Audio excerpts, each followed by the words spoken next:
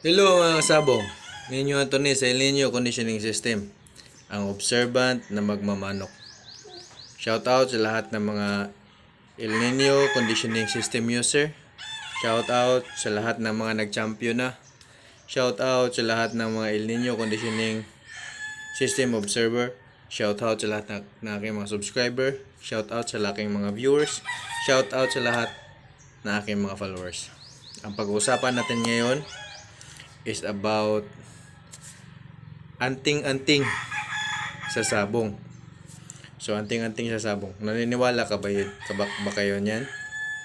Dito sa amin, maraming naniniwala dyan. In fact, nanalo sila ng 27 times. Walang putol yun, puro panalo. Meron 13 times, walang putol. Meron din, tag 5, 4. Depende siguro yan sa intensity sa anting-anting. So, may share ako sa inyo na idea about sa anting-anting. Yung anting-anting, kahit sino pwedeng gumawa. Pero may eksperto dyan. Kahit sino pwedeng gumawa. Ganito yan eh. May imimix dyan. Ano ba yung anting-anting? Saan ba yan nakukuha? Ganito yan. Doon mo yan makukuha sa mga pangyayaring once in a million lang. Tulad ng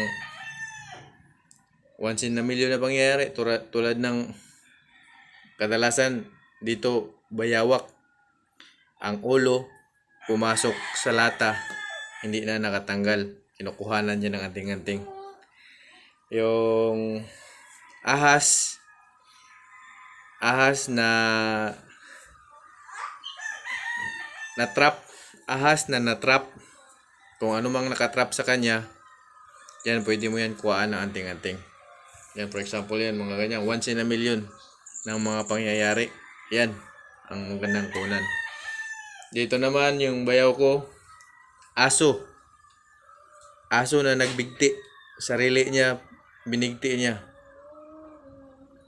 Aso na nagbigti sa kahoy. 2 kahoy binigtian niya. Tinulungan na namin sa isa. Lumipat pa sa isang kahoy. Binigti pa niya sarili niya. Kinuhanan din ng bayaw ko. Nanalo din siya. Umiscore din siya ng 5 ata yun. Tapos, basta about sa animals, yung ibon na natrap. Ibon na natrap sa sapot ng gagamba. Pwede mo yan kunan ng anting-anting. Ano ba? Once in a million ang mga pangyayari. Yung kahit anong dahon o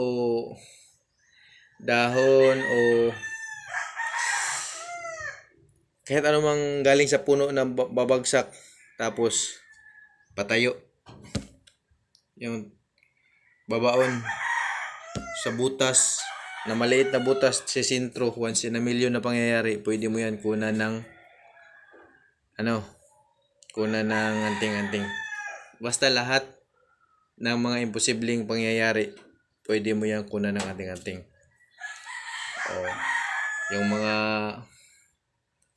Yung mga buko na magkadikit, mga once in a million na pangyayari, pwede mo yan kunan ng anting-anting. Marami nang nakasubok niyan. Ito pinaka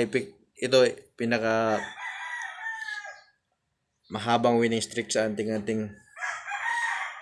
Ninong ko mismo nakabili ng multicab. Pinaka mahabang winning streak na anting-anting. Yung kinuhanan niya ng anting-anting isda na natrap sa bakal na di na makalabas. Yung bakal sarado. May isdang malaki sa loob, hindi na makalabas. Tapos ang ginawa sa ninong ko, kasi nakita niya paano napasok yung isda sa loob ng maliit na butas, tapos di na nakalabas. Malaki na siya nasa loob ng butas. Ginawa niya ng paraan. Tinanggalan niya ng kunting palikpik, tsaka butas ng bakal, tinanggalan niya, tsaka pinakawalan niya yung isda. Yan mga 1 in a million na pangyayari ba. Tapos yun na minasa niya. Masa ang tawag sa amin yan. Imamasa yun, lagyan yun ng mga ingredients. Ang alam ko ingredients nun, yung mga halaman na madaling dumikit para pagpapalo, didikit daw ang paa sa kalaban. Tulad ng amorsikos, katulad ng sampilit, dagta ng langka, lahat ng dagta ng madagta ba, tsaka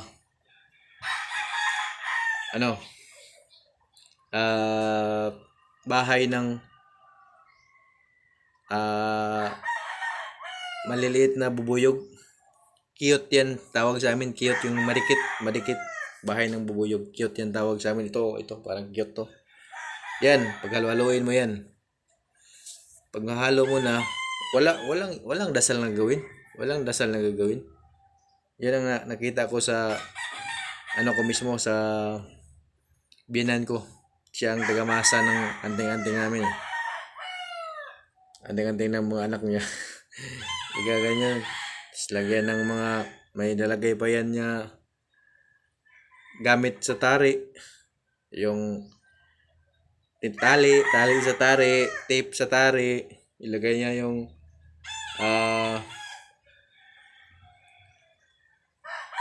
sapin sa tali. Ilagay yun para medyo lalaki at magiging maliit ng konti dito. Yun ang gawin niyang kalang para di halata. Kalang, yun ang gawin ng kalang sa tari. Dapat matibay, kalang na tari. Yan ang pagka-mix niya. Tapos doon na ikabit yung tari para di mahalata ang anting-anting. Yun, umi-score siya ng napakahabang panalo.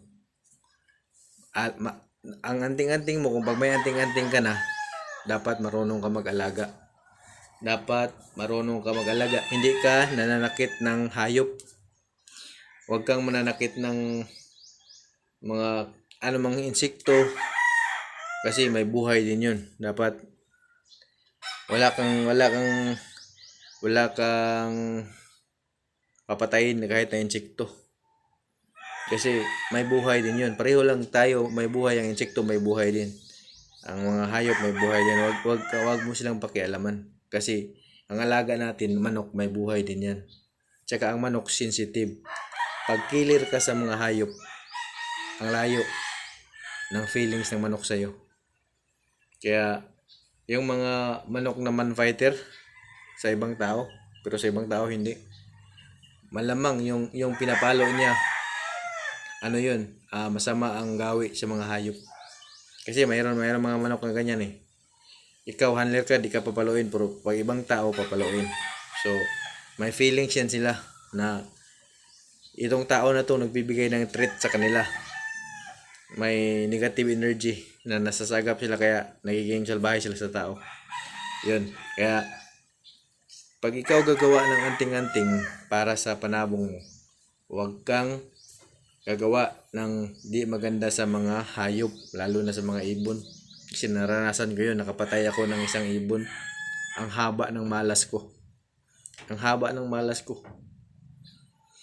Kaya ngayon, mula noon din ako pumapatay ng ibon. Ayoko nang pakialaman mga ibon kasi pamilya yan ng mga manok eh. Kaya sa sunod ko na vlog, tutorial paano gumawa ng anting-anting. Yung mismong eksperto sa paggawa ang bibidyohan ko. Yung yung manugang ko, eksperto yon sa paggawa. Papa ko gumagawa rin yun. Kaso ang hina ng epekto. Ang hina pa ng epekto, nasisisi ko pa siya. Kasi noon di talaga ako naniniwala dyan. Pero nung makita ko sa mga bayaw ko na nagpapanalo sila dire-diretso, kaya nag-iba ang pananaw ko sa anting-anting. May epekto talaga yan. Positivity pa rin yan.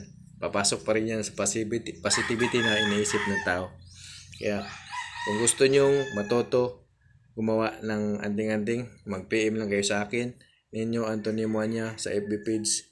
Ipakita ko sa inyo ang eksperto sa paggawa ng anting-anting. Yung ano ko mismo, yung binan ko mismo. Magaling yon. Humahaba ang score ng manok nila pag mayroong anting-anting. Tapos ituturo din niya kung paano alagaan ang anting-anting na hindi basta-basta huhupa ang ano nito, ang bisa. Yung mapataas niya ang bisa ng anting-anting. May tamang pag-aalaga ng anting-anting na yan.